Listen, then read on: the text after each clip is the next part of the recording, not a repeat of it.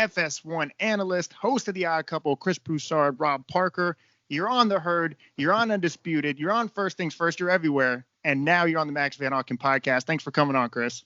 It's great to be on, man. I support what you're doing. I know, actually, that's what I wanted to start with. And I've said it on Rob Parker's clip when he did his what he mentors, that video he uploaded on YouTube. And I got to kind of share the story a little bit, but I never shared the story on the podcast. So very quickly, Rashad takes me out there. Shout out to Rashad Phillips. He's on The Herd. Then he's on The Odd Couple with you guys. And I'm like, man, I'm just a kid in the candy shop. So I'm just watching you guys work. This is Rashad's time. And then you call me in. Rob Parker calls me in. And immediately you took an interest and you reached out and you supported me to this day. I mean, it's been probably like 2 years now. And you've constantly stayed in touch. So I just want to say thank you. And I'll never forget that. That's honestly really touching. Nah, man, we all had people help us, when we were young in the business. So it's my pleasure to do it. You got a lot of talent. So just keep up the good work and keep up the grind, because obviously it's a very competitive business and you got to grind to get to where you want to get. Absolutely. Yeah. One thing is always put in the work. Absolutely always put in the work. So thank you, Chris. I really do appreciate that. I want to start off with this very broad topic. I know you probably get 1,000 questions about what's going on specifically in the league with certain players. I want to start off with some broad topics. So I just got done watching The Last Dance. I just love The Last Dance. Mm-hmm. So I was watching that. Larry Bird and Magic Johnson brought it back to life, right? Michael Jordan made it global. I'm watching the game now. The world's changing and the NBA is changing. So aside from the pandemic, would you say, I would say this is the most skilled the NBA has ever been. Would you say this is the healthiest or most popular it's ever been? And you can credit that towards social media as well. That's a good question. I think the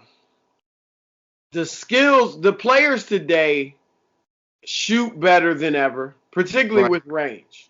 They don't shoot the mid-range shot, but with range, three-point range, and further, they shoot better than ever. They handle it better than ever, in part because they essentially allow carrying to a large degree. But still, the handles are better, and the athleticism is greater than ever. Right. But the playing five-man basketball is not as good as it used to be. Now it's very basic. I had one GM tell me recently that it's essentially glorified street ball. Everybody's running a high pick and roll. It's all drive and kick.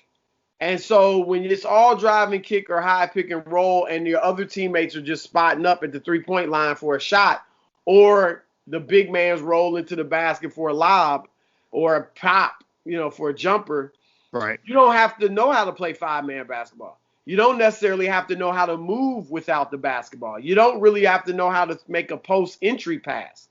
And so that's the difference. So obviously the game's improved in a lot of ways, but when you play five-man basketball, it's going to be tough to beat you if the other team is playing an individual style of play. That's why in 2014, San Antonio was able to beat a more talented Miami team because they played five-man basketball. That's why Golden State became so great, because it wasn't just Kevin Durant. They were great before they got Durant. And they were better than the sum of their parts. Let's not forget, we look at that team now like, oh, they had all these Hall of Famers. Draymond Green was a second-round pick. Klay Thompson was a low lottery pick. And Steph was a mid-lottery pick. So it's not like they were this super talented group of blue chippers. But they played five-man basketball, and they were skilled. So they moved without the ball. They didn't over-dribble. They shot the ball, they could catch and shoot. And so that's where I think the older generation had an advantage, whereas the newer generation has an advantage in athleticism and the other things I mentioned, ball handling and shooting. But the game is so different. I had one ex-NBA player tell me the days of comparing players. Now, obviously, we're going to continue to compare players. But he said the days of comparing players are over. Because the games are too different. And they really are. They're so different. It's just unbelievable. And it's interesting. I thought there was a good article the other day on ESPN about, are they taking too many three-pointers? And if so, what can be done? It's something that the NBA needs to watch because I believe that all sports are better when there's variety. In football, I don't want 3 yards in a cloud of dust. I don't want the Arena Football League. I want a mixture of running and passing. In baseball, I don't want all home runs and strikeouts. I don't want all small ball either. Manufacturing runs, singles, stolen bases. I want a mixture. And it's the same thing in basketball. I don't want all three-pointers and layups. I want that, but I want the fast break. I want post play. I want mid-range game. And so it'll be interesting as time goes on because the bottom line is it makes sense mathematically to shoot the three over and over and over again because guys shoot it at about 36, 37% clip. And that's better than shooting 50% from three or from 2-point. So it's something to keep a watch over, but the game is very different now. Now, balance is important. Now, this is where I have a different question at you, and this is what I'm going to say. I don't think balance is important in this aspect. I think dynasties are really good for sports, especially the NBA. All-time great teams. Dynasties are good for the NBA. Now, do you take that balance concept and would you apply that to the landscape of the NBA? Do you prefer a balanced landscape where, hey, this team could win it, Brooklyn could win it, LA could win it, Denver looks good, Philly looks good, or do you prefer the dynasty route? Well, you want several teams that you feel can compete for a championship, obviously. Right. But dynasties, it's just been proven that dynasties are terrific for basketball in particular. If you go back to the golden era, as you said, Bird and Magic revived the NBA. In the 80s, there were only 5 teams that made it to the finals in the whole decade. The Lakers, the Celtics, Philadelphia, Detroit, and Houston. Yep. That was it. And so, but yet that's viewed as the golden era. Obviously, in the 90s, took it to another level. And Jordan was dominant. And the years he didn't win, when he was retired, you had back-to-back. You had Detroit, 90. And then you had Houston the 2 years he was gone.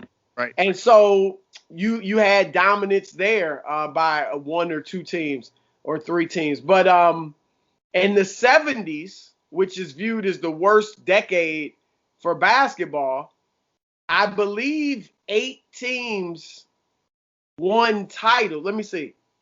The Knicks won. Lakers. Milwaukee won. The Lakers won. Boston won. Golden State won. Portland won. Seattle won, and Washington won. 8 teams won championships in the 70s, and that's viewed as the worst era of the league. So you do want dynasties. You want, obviously, some really good teams that you think might be able to get to the finals, but dynasties and dominance is great for basketball. So let me follow up with this. If you had to put your money on it, right? The Lakers, in my opinion, are the best team right now. It's not a dynasty. The last dynasty we've seen, mini dynasty, would probably be Golden State. If you had to bet your money, Chris Broussard, on the next dynasty in the NBA, which franchise would you choose? Brooklyn. Ooh. If I had to put money on it, I'd say Brooklyn. My preseason pick was Los Angeles, the Lakers over the Nets. That was obviously before they got James Harden. Okay. I won't really make another pick until right before the playoffs, but I may very well pick Brooklyn to beat the Lakers in the finals. I mean, they just look outstanding. And that's without Kevin Durant. And I think more than any other superstar, Durant is the one that can fit seamlessly, more seamlessly than others. I think Steph would as well because of his shooting ability. But LeBron, as great as he is, and he's better than Durant historically, he wouldn't fit seamlessly. LeBron Comes in and everything changes. I mean, that's how great he is, but everything changes, all right? Kawhi maybe would fit seamlessly, maybe. But the fact is that Durant should be able to drop right in, and for the most part, there won't be a ton of adjustments. So assuming that happens, my thing with the Nets, obviously people talk about the defense, and yes, they have to improve the defense, but they really just have to be adequate. They don't have to be tremendous or great. or even very good, even above average. They just have to be adequate defensively to win the championship with that offense. But what I want to see is their big three on the floor together consistently. They've only played 7 games together to this point. I want to see them playing at least 25 games together or roughly that over the second half of the season so that they really develop that chemistry that they're going to need in the playoffs. But they're only going to get better. None of these guys are really old. And, unless their games fall off, you would assume next year they'll be even better than they are this year. Right. So I would bet on them. I'm not saying the Lakers don't have a chance to be a dynasty, but if you put a gun to my head, I would say Brooklyn. Okay, now let's stick on Brooklyn. So I've called Milwaukee George Foreman. You're getting the left hook with Giannis, but there's not many layers to that team. I've compared the Brooklyn Nets to Mike Tyson, where you know what you're getting, but yeah, they're going to knock you out. You can't stand toe-to-toe with them. But I don't know if there's layers to this team, Chris. To your point, the defense, the depth. Adding Blake Griffin to me is adding something that they already had. They already had points and bunches. They already had talent and stars. He ain't points and bunches anymore. That's true, but is he defense and depth? I'm not sure. So do you think that they can, off pure talent, get there without the layers? I wouldn't compare them to Tyson. I would more say a young Ali or Sugar Ray Leonard. Like, they're skilled. And Tyson was skilled, in fairness. But I just think that their skill is overwhelming. And if James Harden is going to continue to accept playing the point guard, and Kyrie Irving is going to continue to accept being off the ball, then they're going to be tough to beat. I mean, you got 3 in the playoffs when everybody knows everybody's plays. And we know your tendencies. We've seen you for 4 games already. And now, it's game 5 or game 6. It becomes about, do you have a dude or dudes that can go get it whenever they want? And you know that when I dribble twice to my left, I'm doing a spin move. You know that, when I throw up the head fake, I'm going to dribble, put it down with my right hand. With a couple of feints and I'm doing the step back. And you still can't stop me. Yeah. And they have that. They got 3 dudes that are unguardable. Yeah. Unguardable. And so they can get an open shot anytime down the floor. That's true. Very true. They don't, because sometimes Kyrie just wants to make it difficult, or Harden wants to make it difficult, or Durant will want to make it difficult. But Blake, obviously he's not helping you defensively. Right. I don't even know that he's going to be finishing greatly at the rim anymore, But he's going to get open looks because those 3 guys draw so much attention. I think he does add to the depth. Like, what you've seen is this. Here's the Nets. James Harden, this is why I think he's their MVP and in the MVP conversation, because his unselfishness set a tone throughout that team where now everybody's making the extra pass. Right. And the role players are getting theirs. It's not just Bruce Brown, Joe Harris, Jeff Green are not just standing around watching the superstars do their thing. They're getting major touches. Bruce Brown has had like 2 20-point games. I mean, and so now they're engaged. They're like, yo, this is fun. We're touching the ball on the offensive end. We're getting our shots. And so on the defensive end, they're hustling. Right. They are putting in work. And they're not great defensively, but if they hustle, they're going to be effective enough on that end. And so I think, look, everybody in the NBA has skills to a certain degree and can play. And so when you put guys that really aren't that good, relatively speaking, around stars, and now because the defense is paying so much attention to KD, Kyrie, and Harden, they shine. They're not worried about Bruce Brown. They're not worried about Joe Harris, Jeff Green. Those guys are going to look better than they are. Right. So I do think their depth is fine. I think that, the questions, 2 questions I see. Defense. Yep. 3. Defense, like I mentioned, the chemistry, just being on the court together. And Kyrie, where is he going to be at mentally? Is he going to be cool the rest of the way. This, but also physically. I mean, availability is the best ability, and they do have an injury history as well. But yeah, to your point. I think as great as Kyrie is, I think he's their third best player. If he went down, I still think they'd be nasty. Absolutely. Durant and Harden. But you're right. Physically, I mean, Durant and Kyrie both have a history of injury. So, yeah, that's a question, too. Now, let me get to these two things very quickly, Chris Broussard. So, the reason why I came up with this analogy was LeBron Jordan, right? If you're a LeBron guy, you're a Jordan guy. I'm like, okay, let's appreciate both their greatness, and I think this is how I could do it. I said LeBron's Bluetooth. He can connect to any device, device. Now, MJ's Wi-Fi, he doesn't connect with everybody. Some people he rubs the wrong way. They're not in range. But when he does connect with you, it's a stronger connection. It's a connection for life. So I said Chris Paul has that Wi-Fi quality where he doesn't necessarily connect with everybody. He's very competitive. He can be confrontational. He expects greatness. But when he does connect with you, he wins. He wins everywhere. He will make you better. But Chris Paul's not going to have the MVPs. He's not going to have the rings. But his value and his impact is just incredible. How are we going to measure his greatness when it's all said and done? He's going to be, and he obviously already is, one of the greatest point guards to ever play the game. He won't be ahead of Steph. He won't be ahead of Isaiah Thomas. You can debate the Stocktons, the Jason Kidds. No, I mean, those are probably the two guys that most people would say would round out the top five. So you're going to debate him with them. And it's because he doesn't have rings. It's as simple as that. Magic obviously is number one, and I don't know who's going to ever supplant him as the top point guard ever.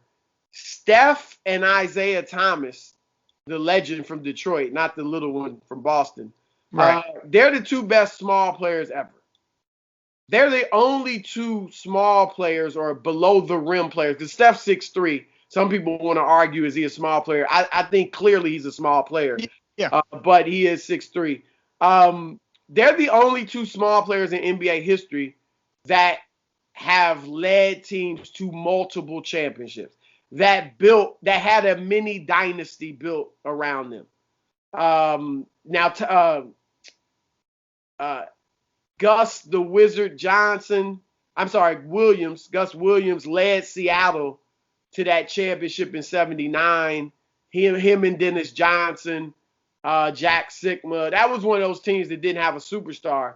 Right. But Gus was their leading scorer, and in that year, their best player, and he was like 6'1", but they didn't win several championships, although they went to two straight finals.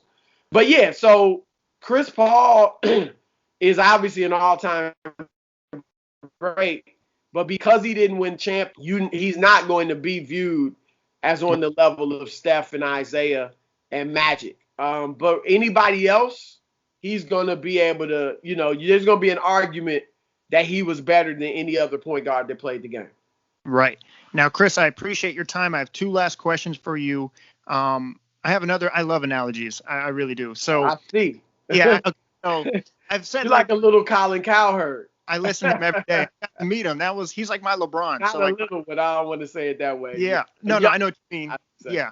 I learned from him. So I learned from all you guys, truly. But it's replaced my music. Like when I go to work out, it's podcasts. So what I was going to say is, all right, so I'm in Florida. It's always hot. And so, like, when you step into the building, it's like, whew, that AC, you feel it. It's essential. Right. It's essential air. So I said LeBron is AC. Now, hear me out. I know it sounds crazy, but it's something that we absolutely need. Like, we want it every day. But when it goes out, it's the first thing we notice is wrong, and it has our attention. The moment he has a bad game, a bad quarter, it's the first thing we notice. What is wrong? Is it his age? Is it the chemistry? What does this mean? So it's like he's always been under this spotlight, right? But my question for you is, will there ever be another player, maybe it's Zion, but I still don't think it's to that level, that will be under the same expectations or pressure that LeBron James was under and is under? There will. I don't see that guy out there right now, but it'll happen. LeBron, to me, has been the most scrutinized, certainly basketball player and arguably athlete of all time. I mean, Ali, obviously, with his stance in Vietnam, was incredibly scrutinized, and then he paid the price with the 3-year exile. But because of technology, because we have daily sports debate shows, like Undisputed with Skip and Shannon, like First Take with Stephen A. and Max Kellerman. Because we have national sports talk radio shows. You didn't have those in the 90s, not national. You had local ones, right? But you didn't really have, maybe you had one or two or a couple, but there weren't national talk shows like there are now that were this prominent and influential, like The Herd and Mike in the Morning when that was in existence. And so what happens is all the athletes today are more scrutinized than ever, but particularly LeBron, because he's the king of basketball for this era. When he misses a potential game winner on a Tuesday night in January against Sacramento, it becomes a big story. And all day, every day, they're talking about it. When Jordan did that, nobody even remembers. All we remember are Mike's makes, because we just didn't have the access to all the games and everybody talking about it like we do now. And so LeBron has, without a doubt, been the most scrutinized, and a lot of times unfairly, basketball player in history. But I do think because technology is just going to continue to expand, that there will be some guy out there. I mean, Jordan had just retired when LeBron emerged into the league. So there will be somebody coming along who is that next guy, who will perhaps insert himself into the GOAT conversation years from now, and he'll be as scrutinized as LeBron. Because I'm telling you, my man Skip Bayless, he's going to find somebody to be hypercritical of, Absolutely, and yes. I think he's setting it up for Luka. Because he ain't feeling Luka as much as a lot of people. But yeah, Skip is going to have his guy. Stephen A. Max will be there. Shannon, myself, and Rob will be on the radio doing. It's just the nature of the beast now. Right. And so future players are going to have to deal with this. Monty Bates is definitely a prospect that gets talked about quite a bit. I don't know. I'm not going to say he's the next guy or the GOAT. But he does get talked about a lot. My last question for you, Chris Broussard, is you are one of the best in the business. You've accomplished so much. You've had an illustrious career. Out of every game that you've covered, every article you've written, out of every show that you've done, what is one of your favorite moments you've had in your career? Well, I'm going to give you two answers. One, and thank you for that compliment. My highlight, probably the pinnacle of my career, was 2011. When I was on the NBA Countdown show on ESPN, the flagship show for the NBA and for ESPN and ABC. And it was, the main crew was me, Mike Wilbon, John Barry, and Magic Johnson. And Magic was, growing up, one of my heroes, kind of probably like for you, like LeBron is for you. I grew up watching him, loving his game and all that. And so being on the set with him, sitting next to him every day or every other day, however often we did the show, was tremendous. And that raised my profile. That was just probably the pinnacle of my career. And then the most rewarding experience, and I've had many rewarding experiences, but going to Africa to do a story for ESPN the magazine in 2000, I believe it was 2006. Wow. Around 2005, 2006, that was a time when the USA basketball was losing in international competition. And we did a story on how they're developing players in different parts of the world. So we sent, I believe, Rick Bucher. I think Rick went to Asia, but it was for ESPN the magazine. Chris Palmer stayed. I think he stayed in America. We sent a writer over to Europe. We sent somebody to South America. And I went to Africa, and we all did how they're developing the players, the different ways. And so I was in Africa for 3 weeks, 2 trips, once for 2 weeks, once for 1 week. And it was just a great experience as an African-American going back there and seeing it for yourself. Because, over here, it's changing maybe a tad. But for the most part, over here, we just see, starving children, civil strife, wars and coups and all that stuff. And being there was a lot different, and the people were great and the culture was great. I stayed right downtown Dakar in Senegal. And so really got to vibe with the people. So that was a tremendous experience and really the most rewarding of my career. That's amazing. Chris, the best is still yet to come. You're aging like fine wine. You're like LeBron. I know you're a Jordan guy, but that LeBron comment in there. Hey, and I love LeBron. I used to be viewed as a LeBron guy until Nick Wright and Shannon Sharp came along, so but I love LeBron, but I got him second behind Mike. That's not like you're not bashing him for saying he's the second greatest player of all time. So Chris Broussard, I appreciate your time. Continue with your success. I will be watching. I'm always tuning in. And until next time, I'll be seeing you soon. All right, my man. Thank you.